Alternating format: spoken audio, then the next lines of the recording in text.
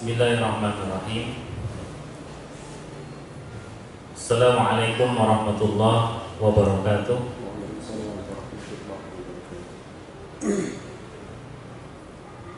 Innal hamdalillah nahmaduhu wa nasta'inuhu wa nastaghfiruh wa na'udzu billahi min shururi anfusina wa min sayyiati a'malina. May yahdihillahu fala mudilla lahu wa may yudlil fala hadiya lahu. Asyhadu an la ilaha illallah wa asyhadu anna Muhammadar Rasulullah. Allahumma shalli ala sayyidina Muhammadin wa ala alihi wa sahbihi wa ansarihi wa junudihi wa man tabi'ahum bi ihsan ila yaumiddin. Amma ba'd.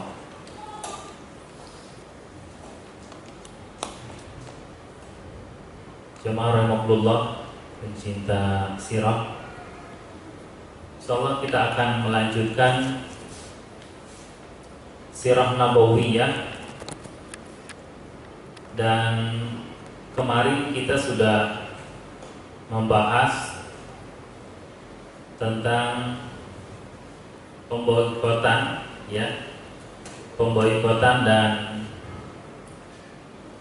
kematian dari Abu Thalib sebagai pelindung Rasulullah dalam berdakwah di Mekah, dan Ibunda Khadijah yang juga sebagai motivator, penyemangat, dan tentunya juga memberikan support yang besar terhadap Rasulullah tak kala orang-orang Quraisy menyiksa beliau, menghina beliau.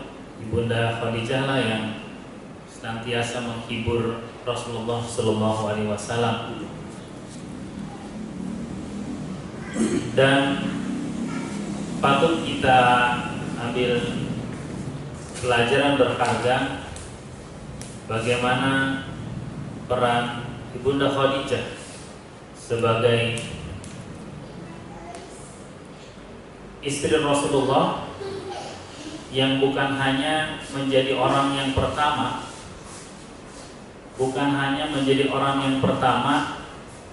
untuk membenarkan apa yang dibawa oleh Rasulullah, tapi juga Ibunda Khadijah orang yang dengan ketabahannya memberikan seluruh potensi yang dimilikinya untuk dakwah Rasulullah, sehingga Ibunda Khadijah pun sudah dikabarkan oleh malaikat Jibril kepada Rasulullah tentang tempat Ibunda Khadijah di akhirat kelak, sudah disiapkan istana yang megah oleh Allah Subhanahu wa taala atas ketabahan Ibunda Khadijah mendampingi Rasulullah. Ini juga pelajaran buat para ummahat tentunya, bahwa dakwah perlu dukungan keluarga, dakwah memerlukan dukungan keluarga. Seperti tentunya dialami oleh Rasulullah, Ibunda Khadijah mensupport seluruh apa yang dilakukan oleh Rasulullah Shallallahu Alaihi Wasallam. Maka tentunya ini menjadi pelajaran yang menarik bagi para ummahat, untuk mensupport dakwah suami-suaminya. Tentunya kemanapun suami kita melakukan aktivitas dakwah, selama itu adalah bagian dari kebaikan, maka istri harus mendukungnya. Pasca kematian Abu Thalib dan Ibunda Khadijah, maka siksaan kaum Quraisy semakin berani. Bahkan Rasulullah pernah mengatakan belum pernah orang-orang kafir Quraisy menyiksa Rasulullah sedemikian hebat, sebelum Abu Thalib wafat. Nah, setelah Abu Thalib wafat, maka berbagai siksaan yang dilakukan oleh kafir Quraisy semakin terang-terangan. Lalu selain Rasulullah sudah memerintahkan para sahabatnya untuk hijrah ke Habasyah yang sudah kita bahas 2 pekan yang lalu, 3 pekan yang lalu. Lalu Rasulullah pun mulai mencari alternatif dakwah, ya. Mulai mencari alternatif dakwah, dan tempat yang dituju oleh Rasulullah adalah Taif. Taif itu jaraknya sekitar 60 mil, ya. 60 mil itu kalau kita jadikan kilometer itu sekitar 90 kilometer, karena 1 mil itu sama dengan 1,6 kilometer, ya. Jadi kurang lebih 90 kilometer. Dan 90 kilometer ini Rasulullah berangkat ke Taif dengan berjalan kaki. 60 kilometer di padang pasir, ya, dengan terik matahari tentunya. Rasulullah didampingi oleh Zaid bin Haritsah, ya, berjalan kaki 90 kilometer. Dari sini kemana, Pak? Bengkulu, Hanau, ya. Berjalan kaki Rasulullah, ya. Kalau kita mau menapak tilas, boleh nanti dicoba sesekali kita jalan kaki sampai Bengkulu. Setelah sampai ke Taif, lalu Nabi bertemu dengan tokoh masyarakat. Ada beberapa pelajaran yang berharga untuk para dai tentunya di sini. Yang pertama tadi, dengan Rasulullah melakukan jalan kaki. Ini pelajaran berharga bahwa dai saat akan membuka wilayah-wilayah dakwah itu melakukannya dengan juhud, maksudnya dengan perjuangan, ya. Kadangkala ada para dai itu berdakwah langsung pengen enak, ya. Nah, sementara secara sunatullah memang dakwah itu kita akan dihadapi dengan kesulitan, menghadapi kesulitan-kesulitan. Yang kedua, dakwah harus kita lakukan saat di daerah yang pertama kita datangi, yaitu dengan bertemu tokoh-tokoh masyarakat, ya. Karena jika tokoh masyarakat ini sudah bisa kita dakwahi, maka masyarakatnya akan mudah kita dakwahi. Rasulullah mendatangi 3 orang tokoh masyarakat di Taif, ya. Yang pertama adalah Abdul Yalain, yang kedua adalah Mas'ud, yang ketiga adalah Habib. Ketiga tokoh ini merupakan anak Amr bin Umarah, ya, tokoh besar di Taif. Tokoh besar di Taif lalu punya anak, dan anak-anak ini menjadi tokoh di Taif saat itu. Ternyata saat Rasulullah mengajak 3 orang ini masuk ke dalam Islam, dan Rasulullah menyampaikan bahwa sebelum masuk Islam harus mengucapkan 2 kalimat syahadat, meyakini bahwa Allah adalah Tuhan mereka dan Nabi Muhammad sebagai utusannya, maka ketiga tokoh tadi langsung ketakutan. Apa yang dia takutkan? Takut kehilangan kekuasaannya. Khawatir jika mereka mengikuti dakwah Rasulullah, maka akan kehilangan pengaruhnya di masyarakat. Padahal saat Islam ditawarkan, Rasulullah tidak pernah merebut kekuasaan, ya. Dulu pernah kita bahas tentang seorang gubernur di Yaman, ya, Bazan, ya. Saat dia masuk Islam, maka Rasulullah tidak mengganggu jabatannya. Silakan dengan jabatannya, lakukan hukum-hukum Islam, maka Rasulullah tidak akan mengganggu jabatannya. Nah, 3 tokoh tadi ketakutan kehilangan pengaruh atau jabatan di Taif. Maka mereka itu yang orang pertama ya, Abdul Yalain mengatakan kepada Rasulullah, demi Allah ya, karena orang-orang Mekah saat itu, orang-orang Arab saat itu ya, biasa mengucapkan demi Allah, karena mereka sebetulnya meyakini Allah, cuman mereka itu syirik ya, menyekutukan Allah, menganggap ada Tuhan-Tuhan lain yang bisa memberikan manfaat dan mudarat setelah Allah, ada Tuhan-Tuhan lain. Maka mereka ucapkan, demi Allah, aku tidak akan beriman kepadamu walaupun dinding Ka'bah runtuh. Dalam riwayat lain dikatakan bahwa orang ini mengatakan, aku tidak akan beriman kepadamu walaupun kiswah di Ka'bah itu robek. Ini orang pertama. Orang kedua berkata, aku tidak akan berbicara denganmu, ya, Mas'ud, ya. Dan Habib, tokoh yang ketiga itu mengatakan kepada Rasulullah, kalau engkau Nabi, maka celakalah aku jika aku berbicara denganmu, karena kalau Rasulullah Nabi maka dia akan kehilangan pengaruhnya. Namun kata dia, kalau engkau bukan Nabi maka celakalah engkau.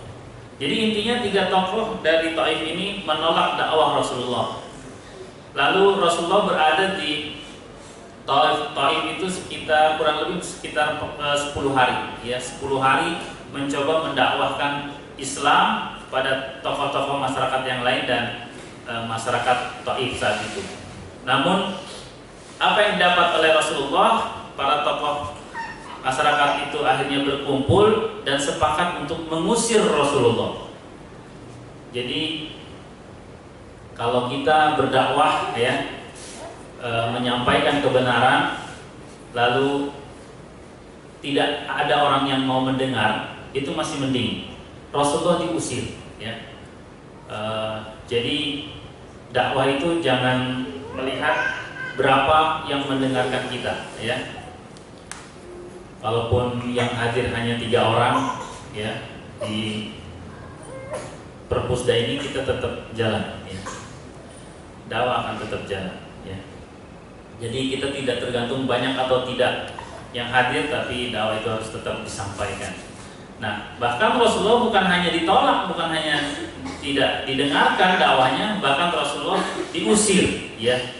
Sehingga mereka itu mengumpulkan anak-anak ya, mengumpulkan anak-anak dan diperintahkan untuk melempari Nabi ya, melempari kaki Rasulullah. Dan yang mereka lempari itu adalah kaki yang diangkat. Jadi saat Rasulullah mengangkat kaki kanan, dilempar kaki kanan. Saat Rasulullah mengangkat kaki kiri, dilempar kaki kiri. Jadi itu yang dilakukan oleh anak-anak sambil meneriakkan kata-kata cemoohan kepada Rasulullah ya. Sudahlah ditolak dakwahnya, diusir dari Taif dan dilempari. Insyaallah kita belum pernah menghadapi hal seperti ini ya. Ini kalau kita mau betul-betul mengambil ibrah ya, apa yang Rasulullah lakukan dalam dakwah, sesungguhnya apa yang kita lakukan saat ini belum seberapa ya.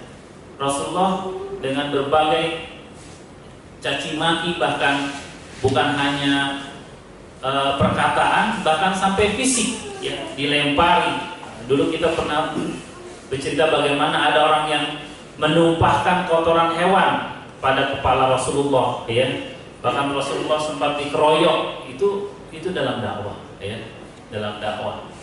Nah, kita mungkin belum menghadapi hal seperti itu ya.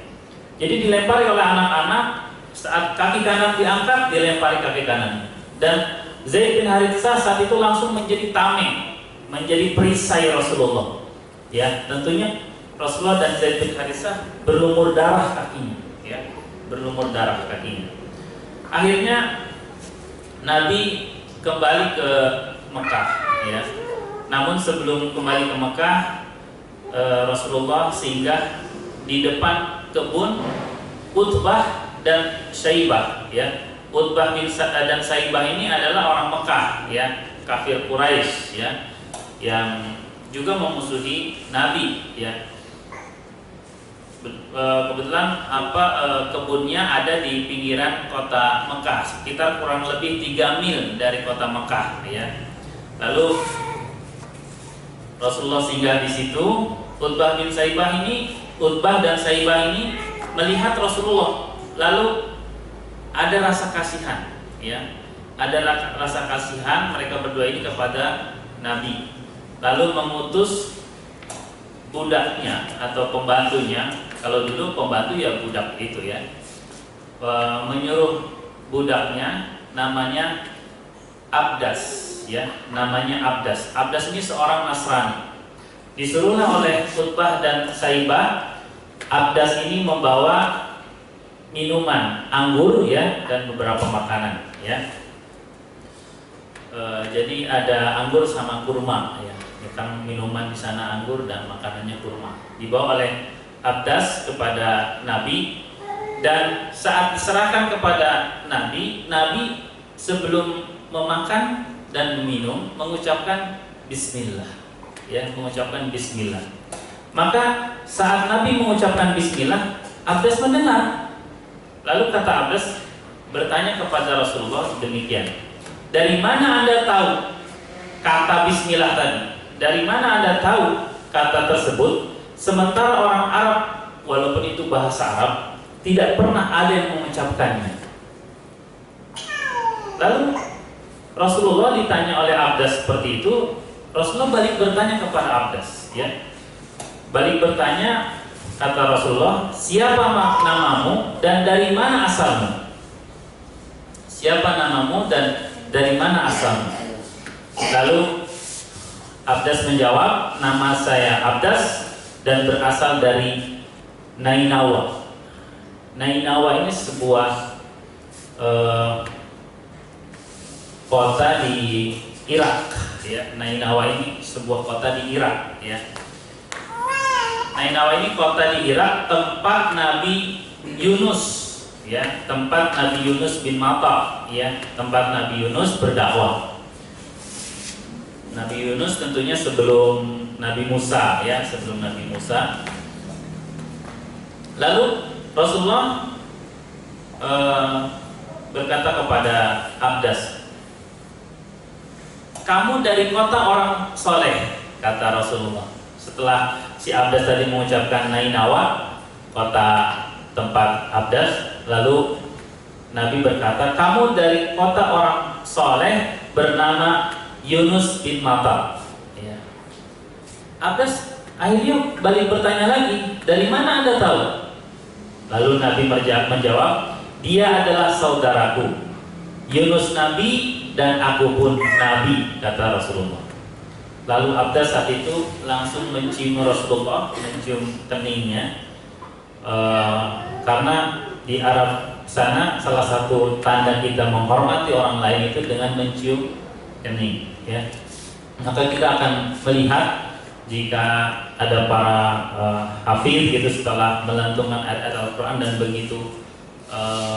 begitu menggetarkan para pendengar, biasanya para jamaah mencium kening para hafiz tersebut ya, yang biasa dilakukan oleh orang-orang Arab. Maka Abdas saat itu mencium Nabi ya.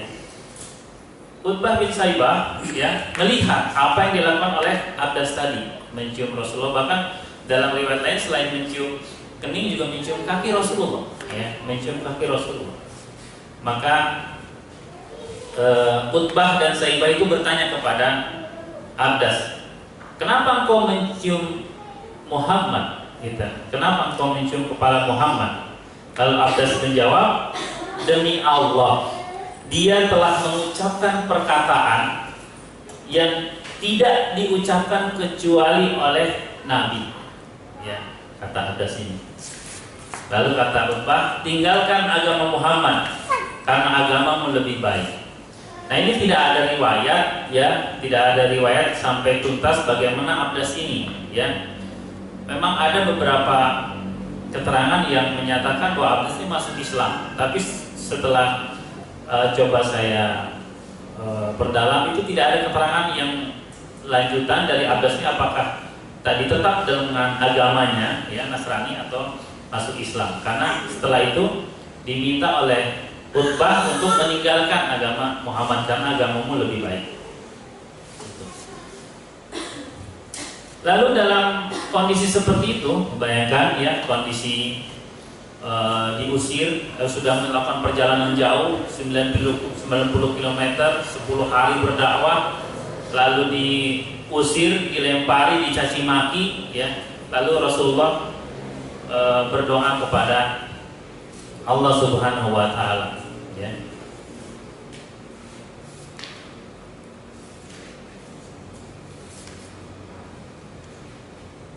Ini doa Rasulullah kepada Allah Subhanahu wa taala. Ya Allah, hanya kepadamu aku mengadu kelemahan diriku. Sedikitnya upayaku serta hinanya diriku di hadapan manusia. Wahai Zat yang paling pengasih di antara para pengasih, Engkau adalah Rabb orang-orang yang lemah. Engkaulah Rabbku.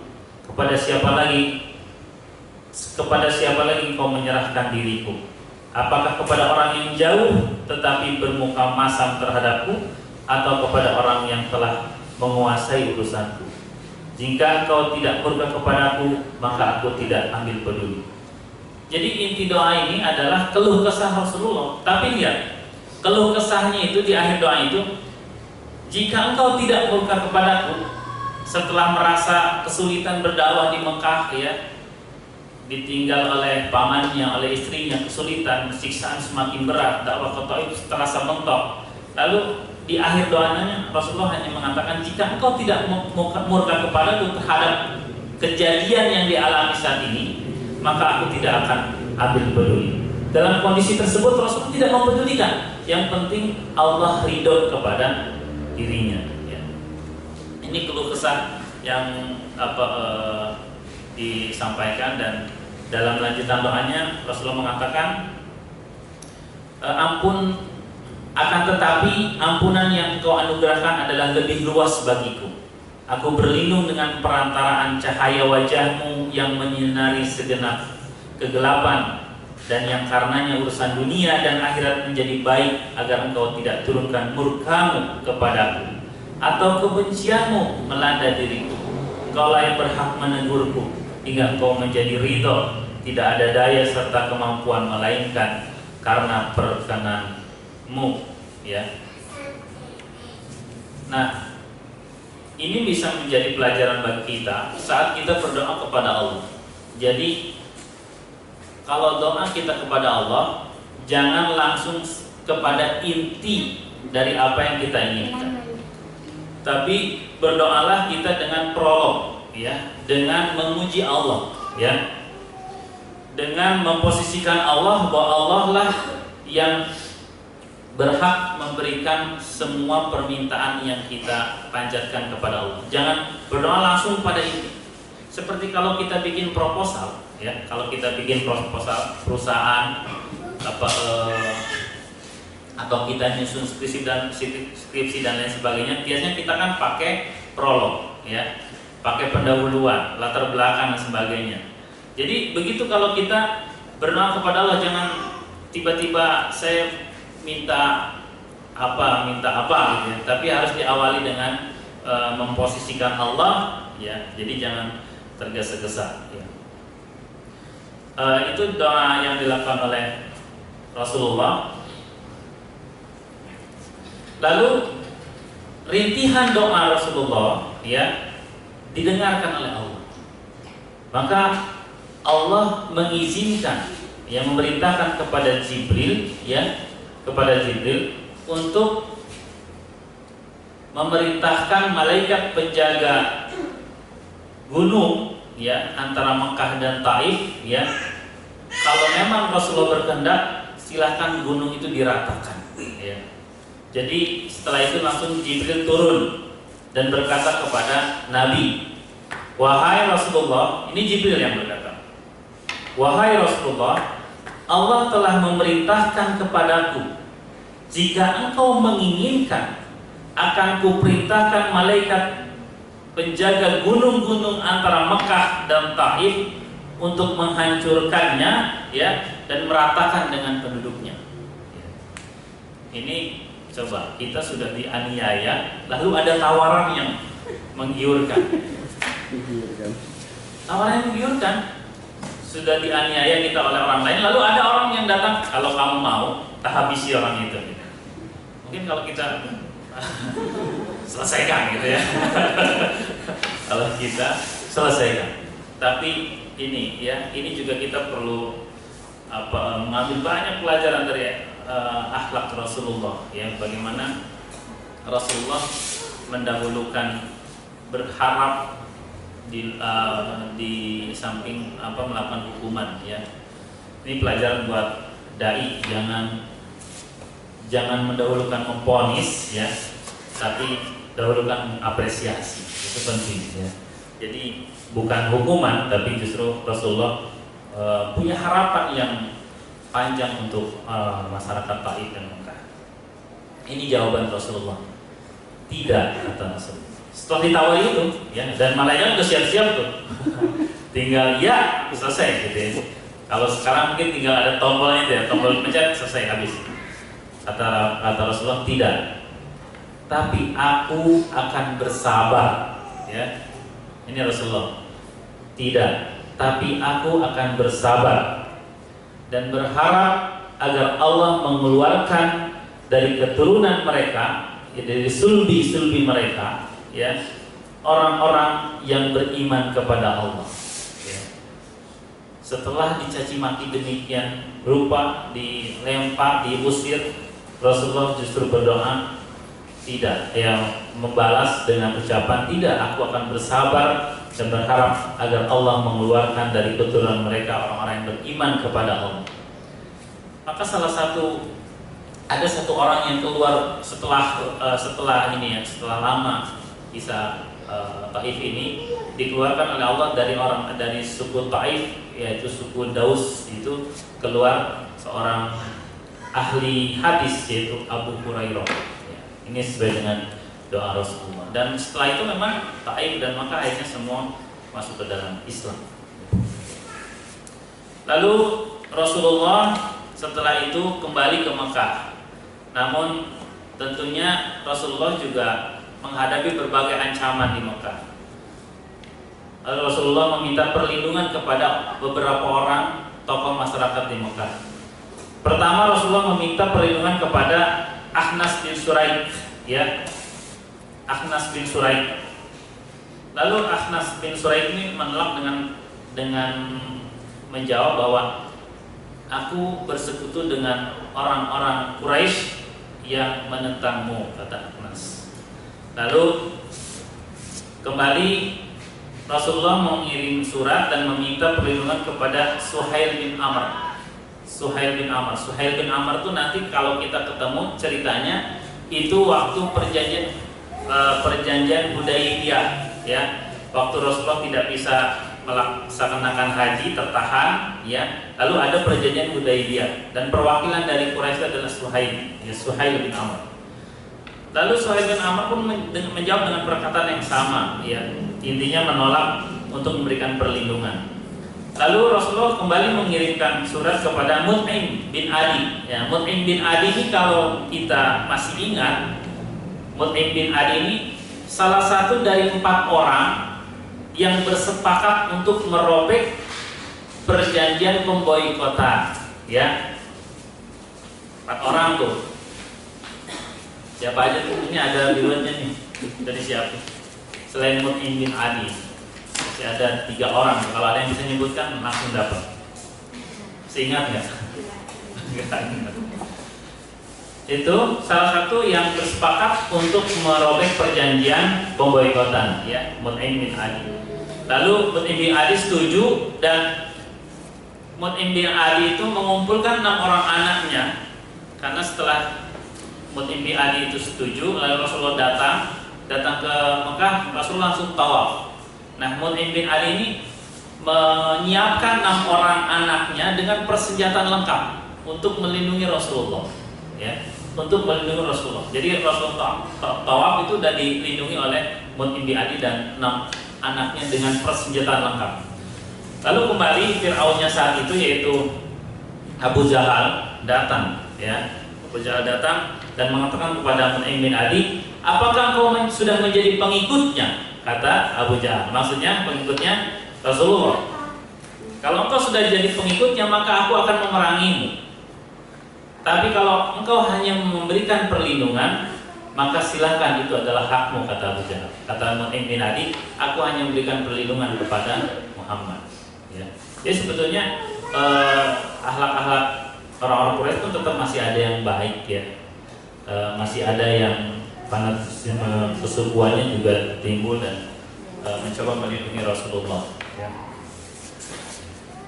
Nah saat itu kaum muslim sudah sangat terpojok, ya, kondisinya sudah sangat terpojok. Saat itu kaum muslimin di Mekah itu kurang lebih, ya, dari beberapa literatur yang ada, jumlahnya 70 orang, ya, jumlahnya 70 orang. Karena yang 83 orang itu ada di Habasah, ya, pada hijrah kedua di Habasah. Nah di Mekah itu ada 70 orang. Kaum muslim semakin terpojok dan Rasulullah mencoba mencari berbagai alternatif untuk berdakwah. Lalu Rasulullah bersedih, ya, bersedih.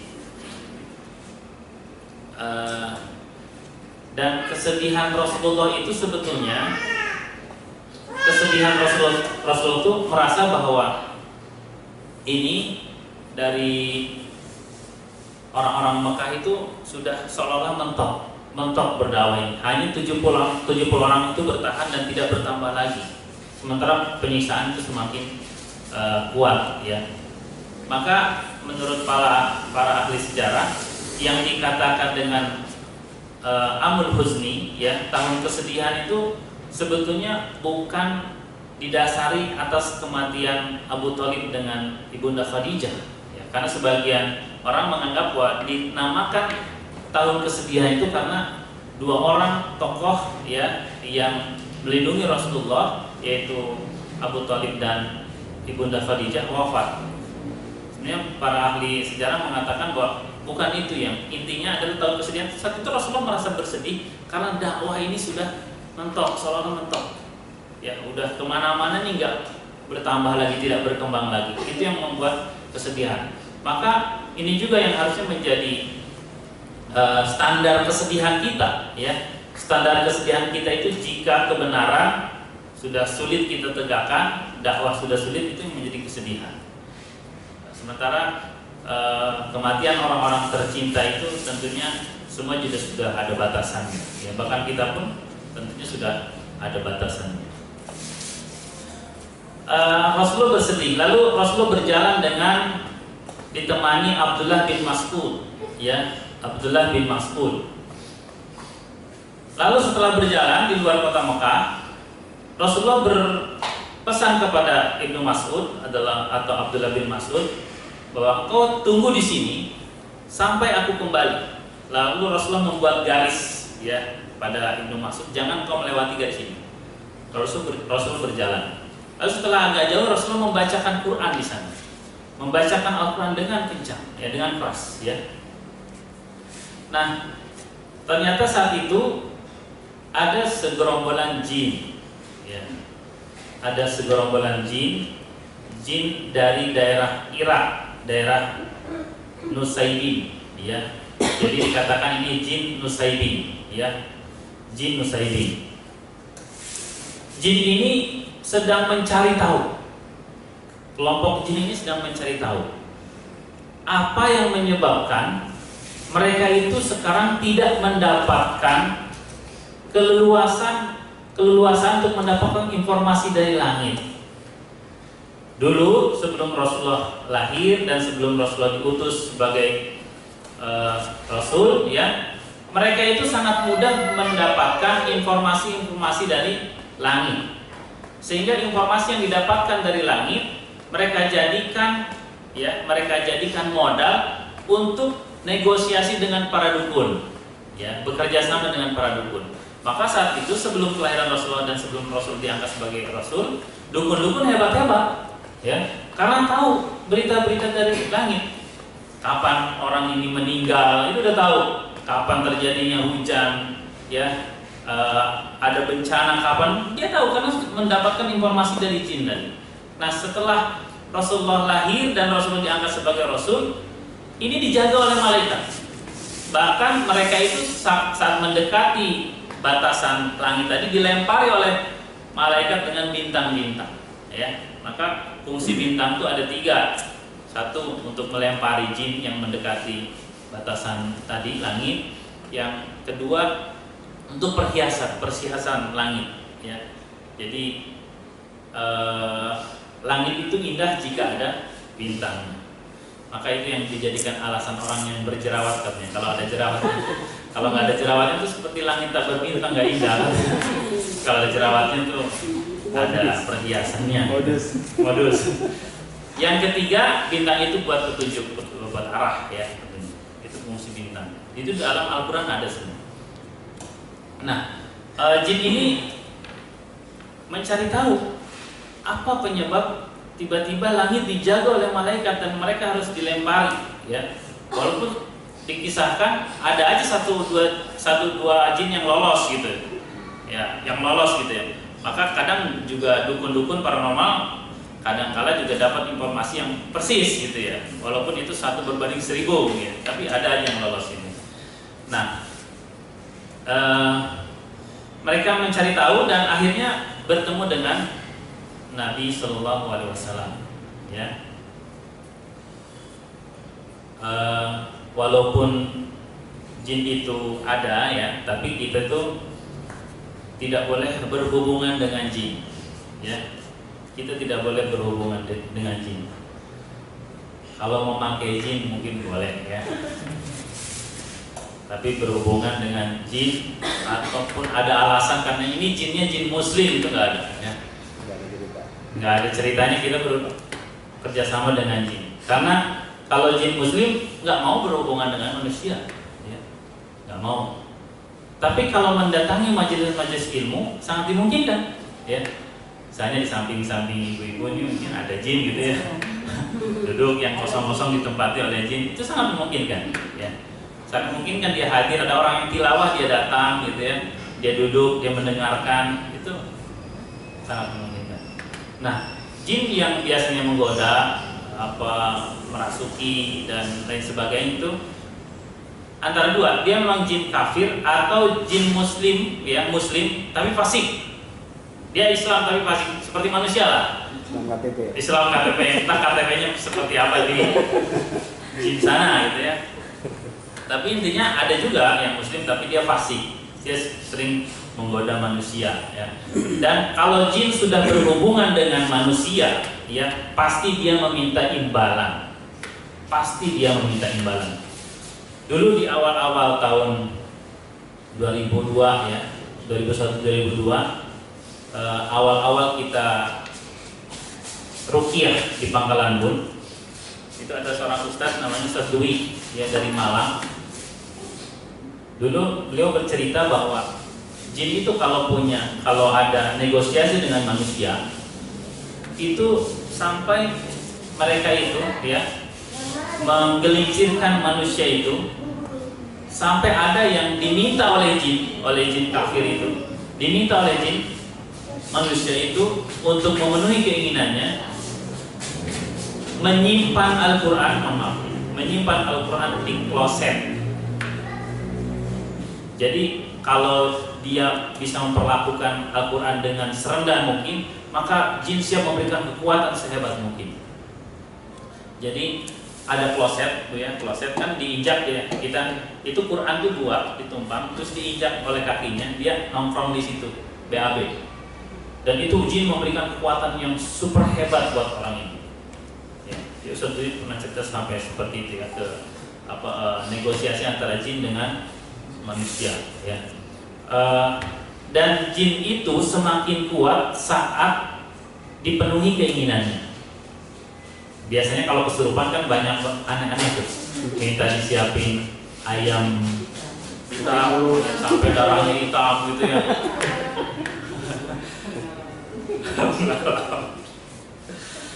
Atau minta dimusnahkan sumur yang di sini, itu tuh kayak gitu kan, jin itu. Kalau diikuti maka dia semakin kuat. Bahkan saya pernah melihat di beberapa tempat saat ada acara entah selawatan atau selamatan gitu, dia nyiapkan apa kayak saja gitu ya, kopi, terus apa itu, apem, ya, apem, apem itu disimpan katanya, itu buat apa? Ya itu buat apa di nenek moyangnya buaya lah apa gitu ya. Nah itu semakin disiapkan, itu akan semakin kuat jin tersebut ya. Kita akan bahas banyak tentang jin sekarang, karena ini dakwah Rasulullah pada jin. Sehingga ada yang namanya surah jin ya. Ini pengalaman, kalau ini pengalaman benar ya. Dulu waktu saya sekolah ya, katanya kalau ingin ketemu jin itu baca surah jin. Padahal nggak ada hubungannya baca surah jin dengan munculnya jin ya. Jadi sampai masjid digelapin, kita berulang kali baca surah jin untuk pengen melihat jin. Padahal tiap hari jinnya dipakai. Tapi kalau di tempat saya nggak ada yang berani pakai jin, karena di tempat saya itu kalau celana atau baju jin itu disebutnya lepis, bukan lepais ya, lepis. Jadi mereknya apapun itu disebut lepis. Jadi dari mana beli lepis, merek apa? Merek Karpil, merek apa? Mereknya disebutin, tapi itu celana itu disebutnya lepis. Sini juga sama. Oh, jadi semua merek disebut lepis. Ada merek itu. Kayak motor Honda, kalau di sini Honda ya, ya Bu. Semua merek pakai Suzuki Honda.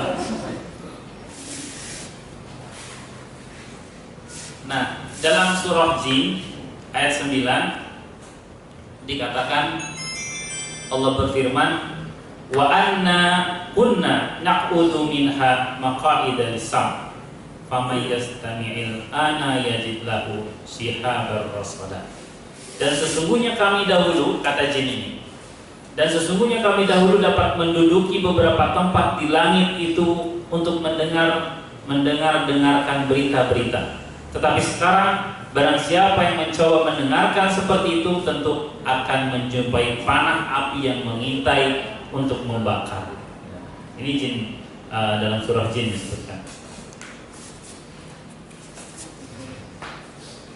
Nah, lalu saat itu jin semakin banyak menggerobuti Rasulullah. Ya, bahkan Ibnu Mas'ud itu pernah mengatakan dalam sebuah hadisnya, dia melihat banyak makhluk laki-laki mengelilingi Nabi yang kepala mereka seperti kendi-kendi besar. Berarti nggak ada rambutnya kan kalau kendi itu kan? Gundul terus gede gitu ya. Gundul apa botak? Lalu aku khawatir. Saat khawatir Ibnu Mas'ud berdiri, tapi Rasulullah memberikan kode untuk tetap berdiam ya. Tapi Nabi memberi tanda agar aku tetap di tempat. Dan ini dalam surah Jin ayat 19 juga disampaikan, wa annahu lamma qama Abdullah yad'uhu kadu wa yakuna alaihi libadah. Dan bahwasanya tak kalah hamba Allah Muhammad berdiri menyembahnya, mengerjakan ibadah, hampir saja jin-jin itu mendesak mengerubutinya, saking banyaknya bangsa jin mendengarkan Al-Quran ya. Nah, kita juga harus memahami bahwa jin itu tidak semua setan ya, tidak semua bangsa jin itu setan yang menggoda manusia. Seperti saya katakan tadi, jin itu ada jin yang mukmin, yang beriman, ada jin yang kafir, ada jin yang fasik ya. Nah, seperti apa posisi iblis? Iblis itu sebangsa jin. Jadi iblis itu bukan rajanya jin, tapi sebangsa jin. Salah satu dari golongan jin namanya adalah iblis. Nah, ini adalah iblis inilah yang akhirnya mengajak bukan hanya manusia, tapi memprovokasi jin-jin yang lain untuk menjadi anggotanya, untuk menjadi pengikutnya ya, untuk menjadi pengikutnya. Jadi jin itu bukan raja, iblis itu bukan rajanya jin, tapi sebangsa dari jin. Dan iblis selalu membuat propaganda kepada para jin bahwa ada Tuhan selain Allah, ya. Bahkan dikatakan bahwa Allah itu punya anak, ya, oleh iblis itu. Jadi kalau ada orang yang menganggap Allah punya anak, ini pemikirannya sama dengan iblis, ya. Karena iblis yang pertama mempunyai pemikiran itu. Dan sesungguhnya iblis itu sangat lemah, ya. Kekuatan mereka itu hanya membisik-bisikkan keburukan kepada manusia dan membuat manusia takut, menakut-nakuti, ya. Dan kadang-kala yang buat takut itu juga manusia sendiri, ya. Dari dulu dikabarkan nih bahwa setan itu ada bentuk pocong, ya, ada bentuk genderuwo dan sebagainya. Ibu sekarang usia udah berapa, Bu? 40 ayat 30 ya. Saya 40 tersinggung, ibu ya udah tak turunin 30. Di usia ibu yang sekarang sampai 30 pernah lihat setan dalam bentuk apa? Enggak pernah kan? Kita aja yang kadang terprovokasi dengan imajinasi kita membuat setan-setan itu dalam bentuk hayalan kita. Ya. Saya yang di sini lah semua bukan hanya ibu, mungkin ada yang pernah lihat setan dalam bentuk apapun. Yang kita lihat setan itu hanya di televisi, itu penciptaan manusia. Dan itulah kerjaannya setan, ya, mempengaruhi pikiran manusia, ya. Lalu dibuatlah film-film agar manusia takut terhadap setan, menakut-nakuti. Dan setan tidak pernah berani menunjukkan dirinya di hadapan manusia, ya, karena dia akan terbakar. Jadi kalau ada orang-orang yang katanya cerita ketemu ini itu ya bisa mungkin bentuk jin, ya bisa, karena kalau dia mampu menunjukkan dirinya di hadapan manusia, antara dua, iman manusia itu sedang lemah atau manusia itu justru dimasuki jin. Nah, antara dua. Misalnya ada orang, saya itu bisa melihat penerawangan saya bisa melihat ini, berarti di matanya itu ada jin, sehingga dia bisa melihat temannya. Atau imannya lemah sehingga jin berani untuk menunjukkan dirinya. Kamu kalau pada orang-orang yang beriman, jin nggak akan berani, ya, menunjukkan dirinya. Jadi jangan takut sama berbagai tipu daya setan. Nah, iblis itu punya singgasana, ya, singgasananya itu di atas laut. Singgasananya di atas laut. Iblis itu sebagian besar setan itu adalah keturunan iblis, anak cucu iblis sebagian besar, ya. Sebagian besar adalah anak cucu iblis. Nah, mereka itu setiap hari laporan sama iblis. Seperti malaikat saat mendapati kita di majelis ilmu laporan kepada Allah, begitu juga para setan. Setelah menggoda manusia itu mereka laporan kepada iblis, ya, kepada rajanya setan itu, laporan. Dan dan setan yang dihargai prestasinya paling besar itu adalah setan yang mampu memisahkan antara suami dan istri. Maka jangan sampai kita, ya, khususnya yang sudah berkeluarga, bercerai, karena setan akan sangat bertepuk tangan, ya, merasa menang telah memisahkan antara suami dan istri. Selanjutnya saya akan bacakan surah Jin, ya, langsung saja artinya karena cukup panjang. Ini menceritakan kisah tadi, kisah Rasulullah yang mendakwahi bangsa jin. Katakanlah, hai Muhammad, telah diwahyukan kepadamu bahwasanya telah mendengarkan sekumpulan jin akan Al-Quran. Lalu mereka berkata, sesungguhnya kami telah mendengarkan Al-Quran yang menakjubkan. Jin saja mengakui, ya, bahwa Al-Quran itu sangat menakjubkan. Lalu kata dalam surat ini dilanjutkan, yang memberi petunjuk kepada jalan yang benar, lalu kami beriman kepadanya. Ini yang dimaksud adalah kami itu di sini adalah jin, ya, yang memberi petunjuk kepada jalan yang benar, lalu kami beriman kepadanya. Dan kami sekali-kali tidak akan mempersekutukan seorang pun dengan Tuhan kami. Dan bahwasanya maha tinggi kebesaran Tuhan kami, dia tidak beristri dan tidak pula beranak, ya. Dan bahwasanya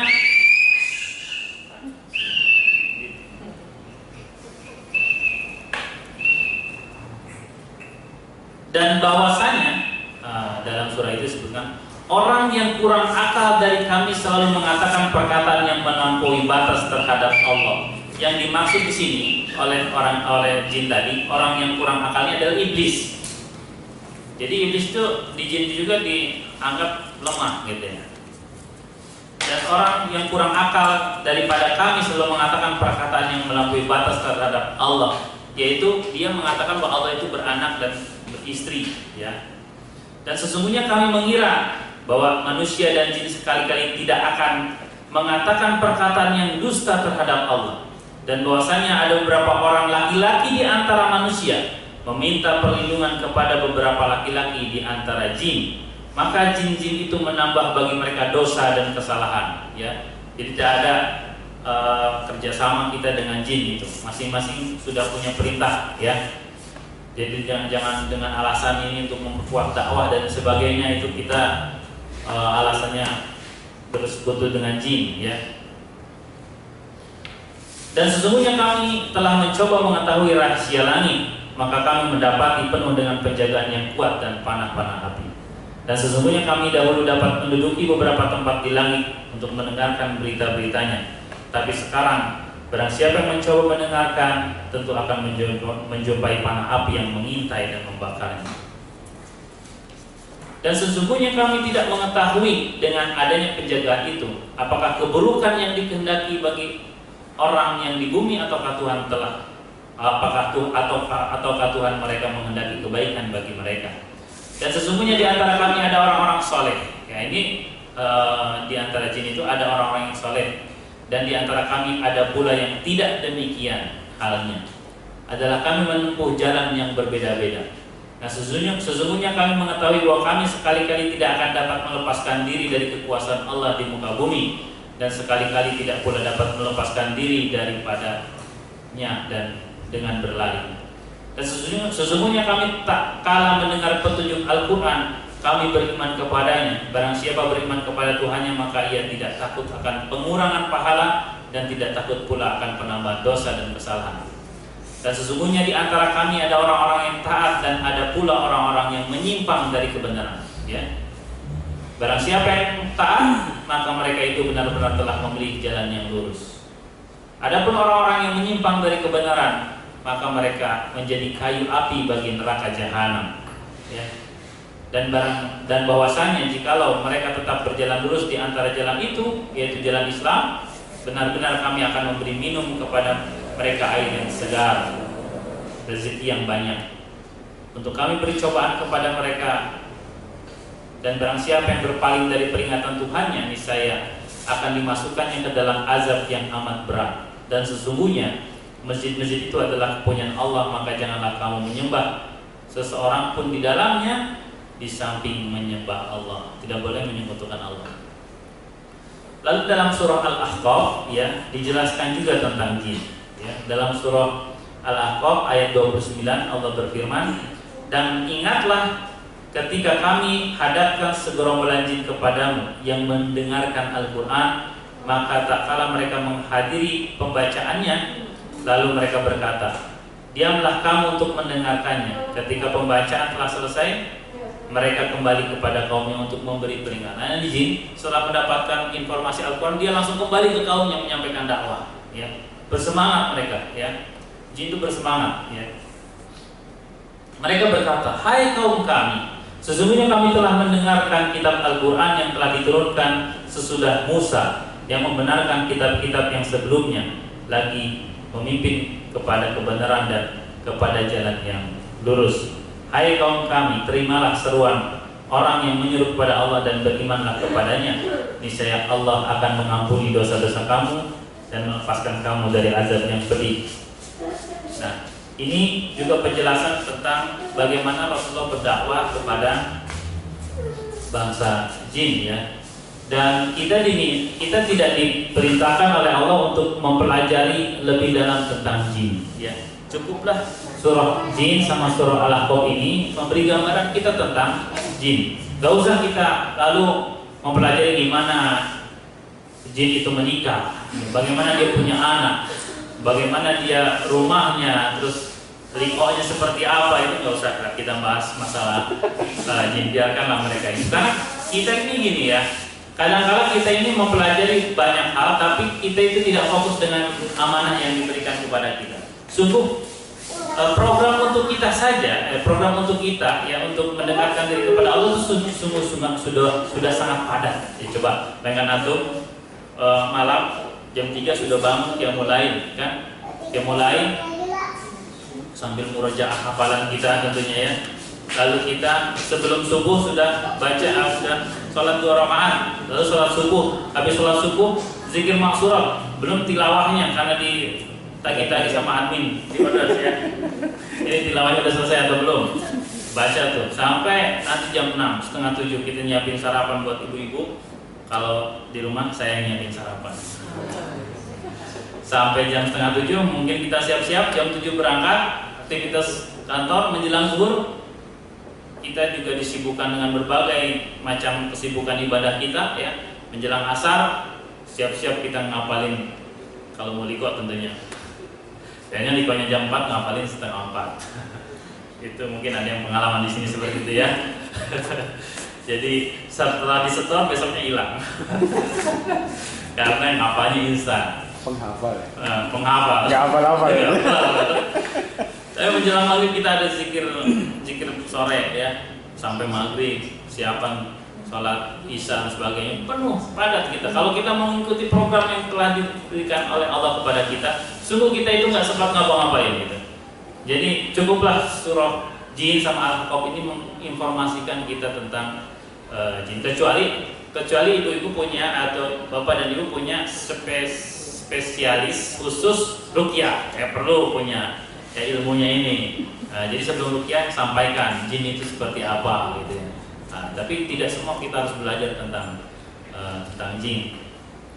Jadi ini kisah kita tentang Taif dan Rasulullah berdakwah kepada bangsa jin, dan ada pelajaran yang menarik ya, ada pelajaran yang menarik dari kisah ini. Bagaimana ya kita itu ya, semua yang kita lakukan selalu harus berhubungan dengan Allah. Apapun aktivitas kita ya, mintalah kepada Allah. Karena ini dalam urusan dengan jin banyak sekali orang yang tergelincir ya, karena ingin mendapatkan sesuatu insan dan akhirnya bersekutu dengan jin ya. Contoh kecil saja, misalnya pakai batu akik yang di dalamnya ada pengasihan, sehingga kalau pakai batu ini itu orang-orang pada melihat. Jadi atau pengasih ya, atau dagangannya laris karena masang raja-raja sebagainya ya. Itu kan sebetulnya kerjasama dengan jin. Kita tuh kalau mau minta apapun, minta aja sama Allah ya. Minta aja sama Allah udah. Gak usah pakai perantara jin ya. Minta sama Allah. Makanya Allah itu dalam Al-Quran sebutkan ud'uni astajib lakum. Berdoalah kepadaku, kata Allah, aku akan kabulkan. Itu janji Allah. Silahkan kamu berdoa dan Allah akan kabulkan ya. Cuman masalahnya itu kapan Allah kabulkan ya. Jadi kita itu setelah kita berdoa, kita kan tuh ngajukan proposal sama Allah ya. Minta apapun kita ngajukan proposal sama Allah ya. Nah itu tinggal waktunya saja kapan.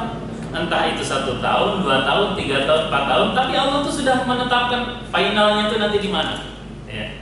Finalnya itu di mana itu sudah Allah tetapkan. Ini sekian tahun kamu berdoa, Allah akan kabulkan. Tinggal bagaimana kesabaran kita berdoa. Karena yang menariknya kita saat berdoa kepada Allah dan Allah tidak kabulkan, selama kita berdoa itu adalah ibadah. Coba ingat, ibadah. Kalau ibu mengajukan proposal ke bupati, selama proses ibu mengajukan proposal dan belum disetujui, kan ibu nggak dapat apa-apa. Sama Allah setiap kita berdoa, siang malam kita berdoa gitu ya. Habis sholat kita berdoa khusus itu terus gitu ya. Itu tinggal nunggu waktunya saja. Ya. Dan proses itu Allah sudah siapkan ini. Finalnya itu di sini. Nah, ini finalnya. Tinggal kita bertahan atau enggak dengan kesabaran kita berdoa. Yakin sama Allah, minta sama Allah, dan libatkan Allah dalam setiap permasalahan kita. Kadang kita tuh punya masalah apa-apa kurang melibatkan Allah ya. Jadi kalau kita punya masalah, curhat sama Allah, libatkan Allah dalam permasalahan kita, ya. Maka Allah akan mudahkan semuanya, ya. Jadi saya pernah mendengarkan kisah ini, mungkin pernah baca tentang kisah Zakaria, Nabi Zakaria, ya. Nabi Zakaria itu kan istrinya tuh mandul, berdoa tuh sama Allah, ya. Nabi Zakaria itu nikah di usia 30 tahun dan berdoa selama 70 tahun untuk istrinya yang mandul agar punya anak. Istrinya udah jelas-jelas mandul, tapi Nabi Zakaria meminta kepada Allah, ya Allah, aku menginginkan anak dari istriku yang mandul. Padahal udah tahu. Dan Allah kabulkan setelah 70 tahun berdoa. Jadi kalau kita baru setahun 2 tahun berdoa, sabar deh. Kita bukan nabi ya. Nabi aja 70 tahun, ya sabar aja, insya Allah itu akan indah pada akhirnya gitu ya. Demikian insya Allah. Ada waktu 3 menit kalau ada yang mau didiskusikan atau ditanyakan sebelum kita sama-sama tutup. Nanti ributnya nggak dibagi-bagi terus kalau nggak ada yang nanya.